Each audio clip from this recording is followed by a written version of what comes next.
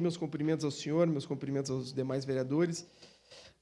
Meus cumprimentos, vereador Caleb Garbim, parabéns pela propositura. O senhor sabe o respeito que nós temos aqui pela construção de sociedade que nós fazemos em comum aqui. A Câmara está para debater diversas situações, mas para debater, em especial, aquilo que muda a vida do povo, né?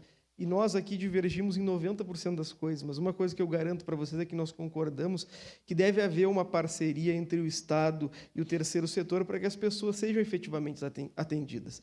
E quando a vereadora Andressa se manifesta falando da concepção do Estado, presidente, é porque nós só temos essa concepção de Estado porque a legislação federal propicia desde 1990 a parcerização e a terceirização, e mais do que isso, essa instrumentalização do terceiro setor, que vai se avançando no último período com a alteração da lei das OS em 98, a alteração da lei das OCIPs em 99 e com o marco regulatório das organizações da sociedade civil em 2014.